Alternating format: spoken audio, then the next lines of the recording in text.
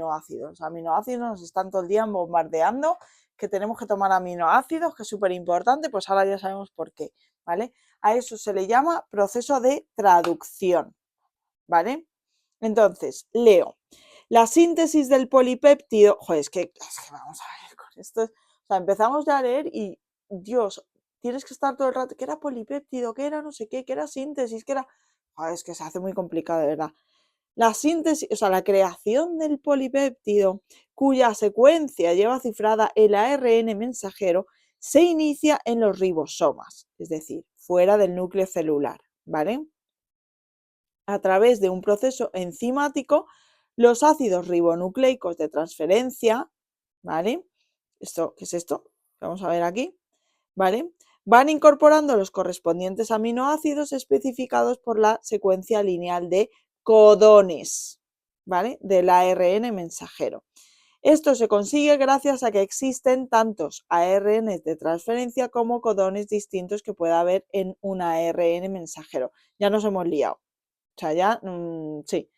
La diferencia entre los ácidos ribonucleicos de transferencia radica en el triplete de nucleótidos. Acuérdate que el triplete de los nucleótidos eran las bases nitrogenadas, ¿vale? Que van a ir de 3 en 3, ¿vale? Ahora lo vamos a ver, ¿vale? En el triplete de nucleótidos complementario de cada uno de los codones de ARN mensajero, que se llama anticodón, ¿vale? Es decir, cada codón llevará un aminoácido determinado. Cuando se pongan todos los aminoácidos asociados para complementar las bases, se creará una proteína, ¿vale? Este es el anticodón. A ver, vamos a ver si encuentro aquí. Estas son cómo vamos a pasar de lo que hablábamos antes, de un código, o sea, de un alfabeto de 4, ¿vale? ¿Cómo vamos a pasar de un alfabeto de 4 a un alfabeto de 20, que son los aminoácidos, ¿vale? Entonces, ¿cómo se hace? A través de estas combinaciones, ¿vale? La U con la C y con todas las demás. La U con la A y con todas las demás. La U con la G y con todas las demás, ¿vale? Así es como se crea. Por cierto, ya he resuelto yo mi duda. Cuando estamos ya en la traducción, es decir, cuando estamos ya generando aminoácidos, ya no hay tinina, ¿vale? Ahora lo que hay es siempre uracilo. ¿Por qué? Porque si no aquí tendrían que aparecer Ts, ¿vale? Y no aparece ninguna T. Vale, además lo dice aquí, triplete, habrá en el ADN, habrá timina, estoy diciendo todo el rato tinina. En el AR mensajero habrá uracilo y en el anticodón habrá también uracilo, ¿vale? Entonces, el ARN mensajero, el codón es el conjunto de cada 3 bases nitrogenadas, eso es lo que se llama codón, y es del ARN mensajero, pero el ARN mensajero hay que traducirlo y es el ARN, ¿cómo le llaman? De traducción, ¿no? Le llaman, no sé, tiene otro ARNT, lo ponen aquí, pero no sé si le ponían un nombre. Bueno, pues, ¿qué hace? Leer, lee otra vez y cuando lee, a ese se le llama anticodón, es decir, se van uniendo, aquí se une a otra que tienen esta forma rara y se une ahí a otra y aquí se une a otra y aquí tal, y así es como se van creando los péptidos, luego los polipéptidos y luego se van creando las proteínas, ¿vale? ARN de transferencia, no de traducción, ARN de transferencia, vale.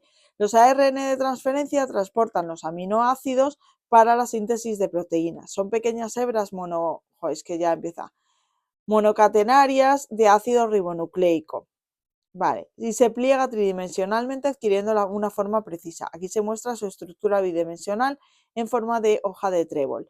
En uno de los bucles en la parte inferior de la figura se encuentra el anticodón, secuencia de 3 nucleótidos complementaria del codón del ARN mensajero, ¿vale? Es decir, que los engranajes para que se junte y para que se pase una información va el codón, que es el triplete, con las bases nitrogenadas, que venía del ARN mensajero, que venía del núcleo, de sacar la información del ADN del núcleo, ¿vale? Y ese se junta, se tiene que juntar con otro, como con complementariedad de las bases, y se crea el ARN de transferencia. Y ese ya es el que crea proteínas, ¿vale? Vale.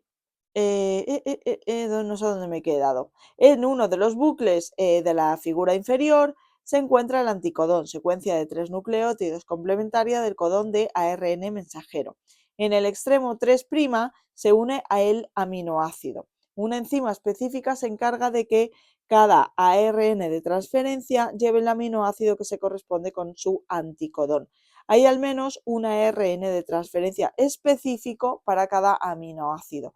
Algunos aminoácidos tienen 2 y otros tienen más de 2 ARN de transferencia específicos. Vale. Vale. ¿Qué quiere decir? Que hay varias formas de crear el mismo aminoácido. Esto es importante. Por ejemplo, el aminoácido LEU. ¿Cómo se crea? Pues se crea uracilo, uracilo, adenina, uracilo, uracilo, guanina. ¿Cómo también se crea? Citosina, uracilo, uracilo, citosina, uracilo, citosina, citosina, uracilo, adenina, citosina, uracilo, guanina, ¿vale? O sea que hay distintas bases nitrogenadas o distintos codones, que al final son grupos de 3 de bases nitrogenadas, que crean el mismo aminoácido, ¿vale? Esto me parece importante porque lo ponía por ahí, ¿vale? Bueno, pregunta de examen, que no lo he puesto tampoco, pero lo preguntan. Propiedades del código genético. ¿Es redundante o degenerado? ¿Por qué el código genético es redundante o degenerado? Pues ni idea. Bueno, pues es por el hecho de que varios codones me dan un mismo, que es lo que acabamos de decir, ¿vale? Varios codones me dan el mismo aminoácido, ¿vale? O sea, un aminoácido puede venir por varios tripletes, ¿vale? Por varios grupos de 3, ¿vale? No tiene superposición. ¿Por qué el código genético no tiene superposición? Porque una base nitrogenada no puede estar a la vez en 2 codones. En 2 codones. A ver esto. Una base nitrogenada no puede estar a la vez en 2 codones. Yo creo que se refiere, no está bien expresado, yo creo que se refiere a que solo puede haber una que esté formada por 3 U's. O solo puede haber una que esté formada por 2 U's y una C, ¿vale? Se refiere a eso. Esto es que no hay superposición. Es decir, varios codones forman un mismo aminoácido, pero no puede haber cómo están formados los codones no puede ser repetido, ¿vale? A eso se refiere. Lectura lineal sin comas. Bueno, en el momento en el que empieza a leer, no para, ¿vale? Y es universal. Todos los seres vivos están formados por estos codones y por estos aminoácidos, ¿vale? Vale, en el núcleo se transcribe la información codificada en forma de secuencia de tripletes de bases a una secuencia complementaria de bases de ARN mensajero. Esto es, digamos, como un resumen muy resumido de todo lo que hemos visto. Una vez procesado este transcrito primario, acordaros, en la versión beta, se transporta, al citoplasma. ¿Por qué? ¿Qué pasaba en el citoplasma? Que el citoplasma era donde se iba a empezar a convertir en proteínas, donde gracias a los ribosomas se traduce la secuencia de tripletes en una secuencia complementaria de aminoácidos de proteína. Es decir, estamos constantemente haciendo positivo, negativo, positivo, negativo, positivo, negativo, como los carretes antiguos, ¿vale? La información va así todo el rato. Está en positivo en el núcleo, lo sacamos en negativo como ARN mensajero. Luego lo pasamos a positivo como ARN de transferencia. Luego lo pasamos a negativo otra vez, así, ¿vale? Vale, venga. Pues vamos ya a otro apartado. Regulación de la expresión génica. ¿Qué significa esto?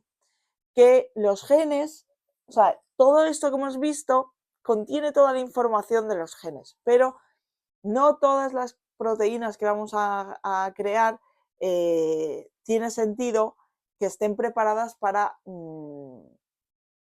funcionar en cualquier parte del cuerpo. Es decir, una célula que está en el hígado, en su esencia, es capaz de crear también un pelo, pero no tiene sentido que tengamos un pelo dentro de, o un trozo de piel dentro del hígado, ¿no? Entonces, hay determinadas cosas en esa información que se inhiben para que se pueda manifestar solo la información necesaria para lo que va a hacer y no que se pueda manifestar absolutamente toda la información porque sería una locura. Pues eso, tendríamos pelos en el hígado o tendríamos células de hígado en la cabeza, ¿no? Pues eso no tiene ningún sentido. Vale, entonces a eso se le llama regulación de la expresión génica. Es el proceso por el cual la célula determina qué genes estarán activos y cuáles no, ¿vale? Lo que hemos comentado. En el fondo, la regulación de los genes es la que hace que una célula se convierta en un glóbulo rojo, en una neurona, en un hepacito en el hígado o en una célula muscular. Vale, me voy a ir saltando cosas, ¿vale? Para que no se haga tan largo. Hay una regulación a corto plazo y hay una regulación a largo plazo. Y aquí también hay preguntas de examen sobre esto, ¿vale? Vale, a corto plazo, por favor, esto a fuego. Regulación a corto plazo igual metabolismo. Ya está. Regulación a largo plazo igual desarrollo, sobre todo embrionario. Y homeobox. Si relacionamos eso, tenemos muchas preguntas aprobadas, ¿vale? Entonces, la primera, es decir, la regulación a corto plazo, está relacionada en general, dice en general, pero con el metabolismo celular y provoca cambios en el ADN que alteran de forma pasajera la expresión génica, ¿vale? Esto es, te cambio un momentito y luego sigo, estás comiendo, vale, pues entonces cojo las células, se ponen a procesar lo que estás comiendo, cuando dejas de comer, dejan de procesar eso, se te produce esa transformación a corto plazo, ¿vale? Ahora bien, la transformación a largo plazo está relacionada con el desarrollo del organismo y produce cambios en el ADN de la célula que conllevan el bloqueo permanente, aunque no irreversible, de la expresión de determinados genes, ¿vale? Pues yo qué sé, como está relacionada a largo plazo con el desarrollo, pues no tiene sentido que nos sigan creciendo las extremidades o que los ojos se hagan cada vez más grandes. Pues llega un momento en el que eso tiene que parar, porque sí, que tiene que parar. Esto sería una locura, ¿no? Vale, vamos a meternos un poquito más en esto, ¿vale?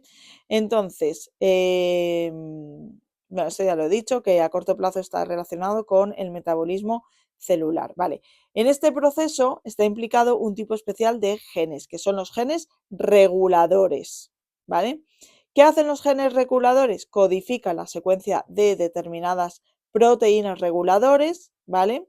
O represores, que pueden o bien impedir o bien inducir, es decir, lo contrario de impedir, la expresión de genes estructurales, ¿vale? Entonces, a corto plazo tenemos genes reguladores. ¿Y qué hacen esos genes? Se dedican a decir, tú ahora sí actúas, tú ahora no actúas, tú ahora sí actúas, tú ahora no actúas, ¿vale? Tú ahora no actúas, tú ahora sí actúas, todo el rato así, ¿vale? Para ello se forman de forma selectiva una región específica del ADN situada al inicio de los genes estructurales, que se llama secuencia reguladora u operador. Y esto impedirá o facilitará la unión de la ARN polimerasa y por tanto la expresión del gen. ¿Vale? Vale. Vale. En ocasiones, la conformación especial adecuada para que la proteína pueda unirse a la secuencia reguladora depende de la interacción que establezcan con otras moléculas denominadas correpresores o inductores. Esto también es importante y suele entrar bastante, ¿vale? Entonces, vamos a ver qué son los correpresores. Correpresores, pues que reprimen, ¿vale? Pues ya está, ya sabemos un poco. ¿Qué pasa? Pues que aquí no copies. Esta información aquí mejor no copies porque tú vas para el hígado y aquí esta información se refiere al pelo, por ejemplo, ¿vale? Vale, intervienen cuando el factor de transcripción no nace con la estructura física necesaria. La unión de un correpresor permite que la proteína reguladora adopte la conformación especial idónea para acoplarse al ADN e impedir con ello la expresión génica, ¿vale? Es decir, pues eso, se ponen aquí y es como, vale, aquí no, aquí esta parte no, ¿vale? Y luego están los inductores. ¿Qué hacen los inductores? Pues todo lo contrario. Esta parte ahora sí, aquí inducen, activan, ¿vale? Inducen que la ARN polimerasa haga su trabajo, ¿vale? En algunas proteínas reguladoras su conformación especial les permite unirse espontáneamente al ADN. En estos casos es necesaria la participación del denominado inductor para que se produzca el cambio conformacional en la proteína reguladora que rompa su asociación con el ADN. Bueno, es un rollo. Correpresores, aquí no copias. Inductores, copia aquí, ¿vale? Ya está. ¿Por qué? Porque no necesitamos siempre toda la información genética, porque la información genética la llevamos siempre. Es con lo que hablamos de las piezas de Lego. Pues no vamos a necesitar siempre todas las piezas de Lego. Habrá algunas que las dejemos sin usar. Depende de lo que queramos construir, ¿vale? Vale. La regulación de la expresión génica de los genes de las enzimas que intervienen en el metabolismo de la lactosa, ¿vale? Esto es lo del Operon Lac, esto es un ejemplo, ¿vale? Es que lo del Operon Lac parece que era como, wow, es un ejemplo, simplemente es cómo funciona cuando entra en el cuerpo lactosa. ¿Y qué es lactosa? Pues la lactosa es el azúcar de la leche, ¿vale? Entonces, ¿qué hace el Operon Lac? Pues vamos a leerlo, ¿vale? Pero vamos, que esto es un ejemplo. Lo que pasa es que sí es verdad que he visto alguna pregunta, ¿vale? Es un ejemplo de cómo actúan los correpresores y los inductores, ¿vale? Entonces, dice, cuando aparece la lactosa, se une a la proteína represora inactivándola, es decir, se inactiva la lactosa. Entonces el complejo inductor-represor se separa del operador, permitiendo el funcionamiento del operón. Bueno, el modelo del operón LAC. Se trata de la regulación de la transcripción del operón LAC, constituido por los genes de las enzimas que se encargan de romper la molécula de lactosa que nos ayuda a producir glucosa y galactosa, ¿vale? Entonces, ¿qué pasa? Cuando no hay lactosa, esos genes que están encargados de hacer esa separación de la molécula de lactosa en glucosa y en la otra, que no me acuerdo cómo se llama, en galactosa, pues cuando no hay lactosa, pues esos genes no tienen trabajo. Entonces, ¿qué hacen? Pues hay que reprimirlos, ¿vale? Entonces, cuando no hay lactosa, el represor codifica el gen, se pone la bolita esa que hemos visto antes para que ahí no copie, ¿vale? Impidiendo que la ARN polimerasa se pueda unir al promotor e iniciar la transcripción, ¿vale? Cuando sí hay lactosa, ¿qué hacemos? Inducir. El metabolito de esta actúa como inductor, ya que se une al represor haciendo que éste se separe del promotor. Es decir, ahora sí quiero que me separes la molécula de lactosa en glucosa y en galactosa. Cuando la lactosa ya haya sido degradada, cuando ya se ha convertido en dos moléculas más sencillas que nuestro cuerpo es capaz de producir, de asimilar mejor, pues entonces volvemos a reprimir, ¿vale? Es esto, es simplemente esto, ¿vale? Venga, vamos a ver ahora con la expresión a largo plazo, que está relacionada con el desarrollo, ¿vale? Vale, una célula que va a formar parte de mi estómago tendrá acceso a la información genética necesaria para cumplir su función como célula estomacal, aunque siga teniendo dentro de ella el resto de información, pero va a ser bloqueada. Pues lo que decíamos, tú tienes todas las piezas de Lego, pero pues hay algunas que es que no, esas no las vamos a bloquear, las vamos a apartar, ¿vale? Pero con todas las piezas que existen en el mundo mundial de Lego, pues podrías hacer absolutamente todo. Lo que pasa es que aunque tú las tengas en casa, pues no todas las vas a utilizar, ¿vale? Lo mismo pasa con el resto de células. A esto es a lo que se le llama diferenciarlas, ¿vale?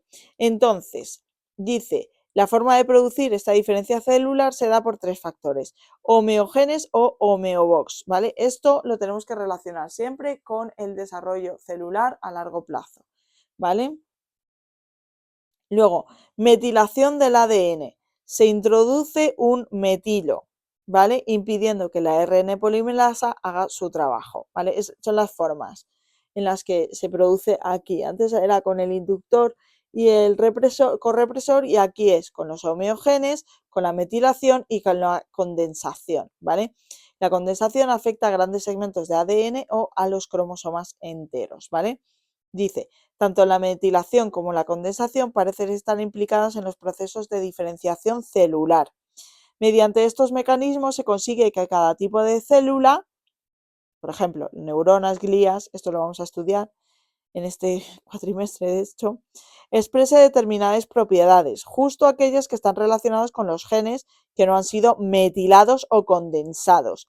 Estos procesos suelen suceder en las primeras etapas del desarrollo y una vez que se han producido, tanto las zonas metiladas como las condensadas se heredan a través de mitosis. Es decir, no se está generando constantemente nuevas células de las que luego vas a tener que metilar o vas a tener que condensar, ¿vale? Información. Acordémonos, paréntesis, que no me oiga nadie, condensar, metilar es parecido a lo de inducir y correprimir, ¿vale? Entonces, no vamos a hacer eso. ¿Qué vamos a hacer? Pues esa célula ya que ya tiene esa información de esto sí lo manifiestas y esto no lo manifiestas, esa célula se va a reproducir sola, ya con esa información, ¿vale? No vamos, digamos, al origen, ¿vale? Venga, ay, venga, que ya llegamos a las mutaciones. Una de las causas que, una vez diferenciada la célula, sus descendientes sigan perteneciendo al mismo tipo celular, ¿vale? Que estábamos comentando. ¿Vale? Entonces, ¿qué es ADN y qué no es ADN? El cebador, los segmentos de Okazaki, el promotor, la secuencia de Finelin, los intrones y los exones, el gen estructural, el gen regulador y la secuencia reguladora. ¿Qué no es ADN? La helicasa, porque la helicasa es una enzima, el ADN polimerasa es otra enzima, la primasa es otra enzima. Acordaros, helicasa es la que corta, la polimerasa es la que construye y esta es la que le va engañando para que cuando va en la hebra que va en sentido contrario, pues que sepa más o menos construir, ¿vale? ARN polimerasa, pues lo mismo, pero en vez de estar en el ARN, es en el ADN, perdón, es en el ARN. Factor de transcripción, proteína reguladora, represor y el correpresor, ¿vale? Bueno, chicos, pues ya el próximo vídeo lo hacemos de las mutaciones, que esto entra bastante, bastante, y ya acabamos el tema 2, que es muy largo. Venga, chicos, ánimo a todos, chao.